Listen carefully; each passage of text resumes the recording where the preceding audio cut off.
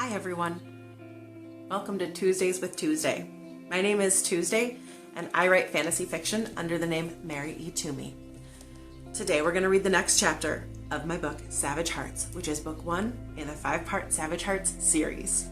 I've done that intro so many times, I bet you know it by heart.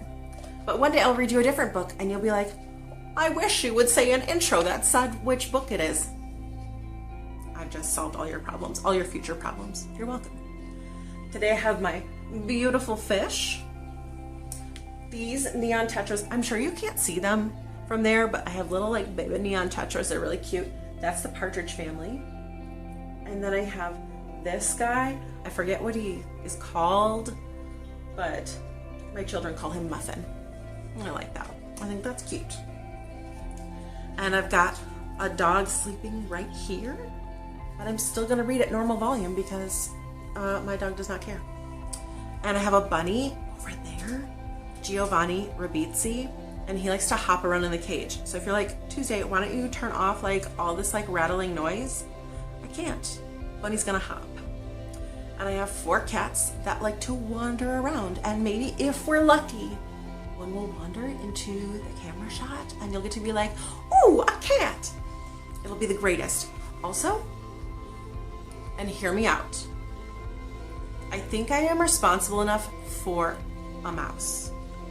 Like, obviously like in a cage, not like random mice running around my house. But like, wouldn't that be so cute to have like a little mouse and be like, give them little like cheese cubes, like little pieces of cheese. So I need to think about that some more, but that is the direction where my impulsiveness is going, is there might be a rat at some point or a mouse like in the background. So if you have a mouse or a rat, I don't actually know which one you're supposed to get or which is like best for beginners, but please comment down below if this is a good idea or a not good idea. P.S. I'm probably still gonna do it, but like if you have information of like, this is how to do it well without driving yourself crazy, I would like that information. But we're not here to talk about that today. I'm here to read to you. Stop distracting me. Thank you. We're reading chapter 21 today. And as a reminder, when Santos is speaking in sign, I will go like this so that you know he is signing. Chapter 21, My Heart, Raphael. I hate this whole thing. It's not enough to play the part of the total tool who would abduct a woman, but doing it all while Santos's face whines like a wounded animal is more than I can bear. Santos, honestly, I'm not hurting her. Tell him, Linda. She dons... Okay. She dons a reassuring smile that's too filled with nerves to be believable. Nothing hurts, Santos. It's more annoying than anything else. I promise I'll get good at this. Then you'll never have to see it again. If only that was true. I coil my forearm around her neck, careful not to clamp down on her windpipe. I'm doing her a disservice, really. The Kalku grip you and pinch your throat when they get you from behind. They hold your scream as if they want to collect it and take it home with them. Even like this, she's reluctant to put any real force behind the escape maneuver for this hold. Not that I don't appreciate her restraint so I don't get hurt, but we're not going to get anywhere playing it safe like this. Instead of physical harm, I draw her spine to my chest so I can whisper enough to properly motivate her. It will not be me coming for you. It will be men who know nothing of how to be kind. They want you for your strength, but you don't understand what they'll do with it. They don't want to put you to work. I jerk her backwards, taking a few steps so she's off balance. It takes far too long for her to regain her footing. That's one lesson failed. What do they want? She speaks in a meek tone that suggests she wouldn't have it in her to harm a fly. Lesson 2 is failed because a handful of seconds is all it takes for the Kalku to tear out the voice box of a screaming woman. I keep quiet because I'm ashamed. I don't want to scare Adelita. She's been nothing but nice to me, tolerant of Cruz, and an angel to Santos. But the urgency to escape isn't there, so I have to find a new way to motivate her. They believe a man can steal elongated life through eating the hearts of women. Virgins are their specialty. Pure life force or something. But I'm not. She trails off, and I can feel her skin heating with chagrin. I can't help my chuckle. They also believe a man can gain superior abilities and awareness by eating the heart of his victim. If they want to gain better eyesight, they'll abduct a woman with superior eyesight, cut out her heart, boil it down, and drink the stew. If I had to put my money on it, that's why they want you. They want your strength. What? That's awful. Are you serious? I jerk my forearm to let her know this is no joke. They'll come at you from all angles because they don't take chances in securing the hearts they want. The one who grabs you from behind will tear out your voice box. They're firm believers in silencing their prey. I don't stop for her gasp, but press deeper into the horror. Once you're surrounded, they bind you and take you to the cave. You're not allowed to speak to the men. My breath is heavy in her ear, and I know I'm scaring her. I hate it, but I know it's what must be done.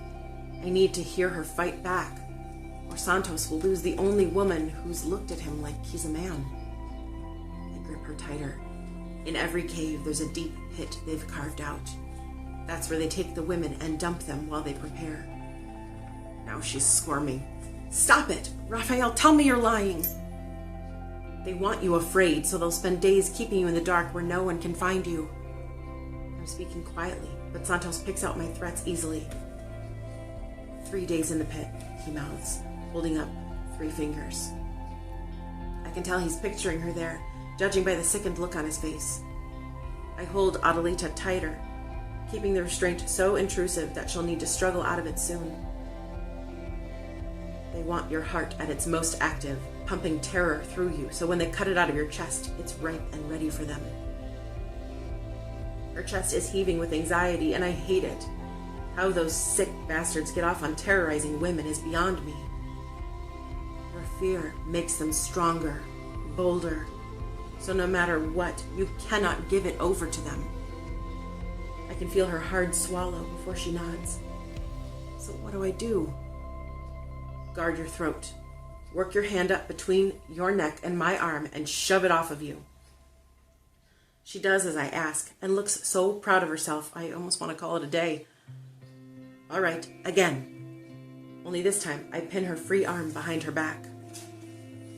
She struggles and then harumphs. Well, I can't. I need my arm free. You don't have it free. Pop out your backside so I'm lifted off my feet. Then you can flip me over your top half. Santos trots over to us and removes my arm from her, taking her place as my captive. He holds his hands behind his back to demonstrate what she should do. I don't look forward to being thrown to the ground by an emotionally taxed Santos, but I guess that's the job today. Screw you, Cruz. I don't want to be the one coaching her through this. The second I've got my hand on Santos's throat, he pops my pelvis with his backside, flips me over top of his body, and then presses his boot to my throat. He mimes stomping on my nose to incapacitate me, and for the life of me, I'm not sure how I ended up being the tackling dummy for Santos. We do the maneuver several times before he lets her try it again. She gets me over her good shoulder, but she's scared to hurt me, so the whole move isn't truly effective. She practically cradles me to the ground. She's so sweet. Did I hurt you? She frets, her eyebrows tented with true worry. I let out a dramatic groan to get her to lean nearer. As soon as she's on her knees next to me, whimpering with worry, I prop myself up on my elbows and kiss her cheek. Her neck shrinks with a girlish smile that takes over her face. It's so cute. I truly hope Cruz calls it a day so we can leave it at that. But of course, I'm not that lucky. It's a long afternoon spent with me being gently folded over people's shoulders before Cruz finally intervenes. Rafi, take Santos for a walk. I need a word with Adelita. Sure, give me the impossible job. You all right with that, Viento? Adelita looks uncomfortable but nods. It's fine. I take her at her word, though I'm not sure that's wise. Come on, Santos. I saw a sign for a gas station up there. Cruz, you've got the time it takes for us to refuel. Best I can do. Cruz nods, but Santos's terror is plain. It's hard to watch Santos go from displaying unswerving loyalty for Cruz to this. It's not defiance, it's obedience that crushes parts of his soul, which feels so much worse than actual insolence. I don't want to teach him this lesson, to walk away from someone he loves when she's about to undergo something big. Maybe it's too soon for him to love her, but that doesn't stop it from being true. Santos takes one step away from her, but that's too much. He drops down to his knees before Cruz, doubling over and lacing his hands over the nape of his neck. It's the position the Kalku force their captives to take when they've surrendered. Though Cruz pretends he doesn't see it, I know he's not dense. Santos is surrendering because he feels he's the captive once again. Cruz is his master, and he feels powerless to breathe the air of freedom we promised him. Adelita understands only the basics. Santos is distraught because he doesn't want to leave her with Cruz. I glower at Cruz, who pretends he doesn't see me. There's a lot he pretends he doesn't see. Adelita lowers herself to sit on her heels next to Santos. Her hand rests on his twined fingers, and just like that, his arms go limp at his sides. It's all right. She traces her fingers down his nape, doing what she can to soothe his angst. I'm not helpless, Santos. I just didn't want him to accidentally hurt Raphael, so I was going easy on him. Her eyes dart up to our fearless leader, still sizing up the stern angle of his jaw. I don't have those same hang-ups about Cruz. She guides Santos's head to rest on top of her lap, and it's just about the strangest thing I've ever seen. I remember how Santos was when we found him, filthy and wearing only shorts. Long hair, knotted and ratty, afraid of nothing but direct sunlight. Now he's a puppy for her, childlike and innocent. I don't tell her that the slaves were also given the heart broth to drink. I don't mention anything about his former life that she doesn't need to know. I wouldn't dream of doing anything that might stop her from looking at him lovingly, like how she does while she runs her fingers through his hair. The air feels still and sacred as her sweetness permeates the outdoors. It's all right, my heart. Santos sags against her as if she's taken all the tension from his body. My heart. The man the tribe was convinced didn't have a voice earns the nickname My Heart. It's so stinking adorable I can hardly stand it. But I do. I stand there and watch with rapt fascination, transfixed at what a little tenderness can do to a savage. If her limit is that she can only be as strong as she is gentle, then I know for a fact that I am looking at the strongest person in the world. Go with Raphael, she insists. I'll be okay. I glower at Cruz for creating a team dynamic where one of us has to say those words. Santos has been through enough. But Cruz is ever our vigilant leader and disagrees. My heart thunders as I help Santos to his feet and lead him away, regretting every step that takes him away from Adelita. I think Cruz is not very nice. And I think he deserves to take full responsibility to that, for that rudeness. That is the end of chapter 21. I messed up a couple times. I know you're like, what? I didn't notice. Yes, you did. But thank you for pretending that you didn't notice. There's a reason why I have audiobooks available and done by actual professionals, because I am not a professional narrator or producer or any of the amazing things you have to be an audiobook person who does all these great things.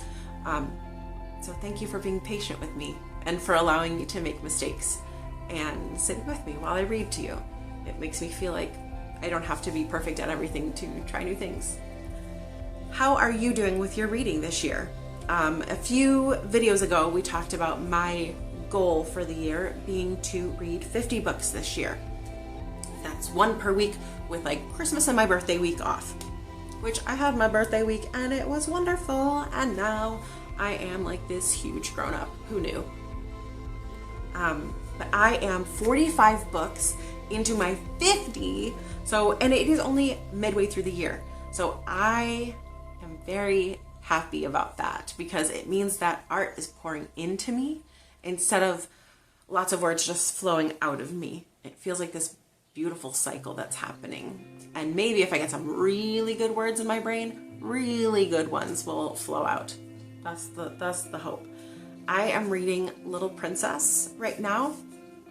Like the old novel, the Shirley Temple movie, The Little Princess.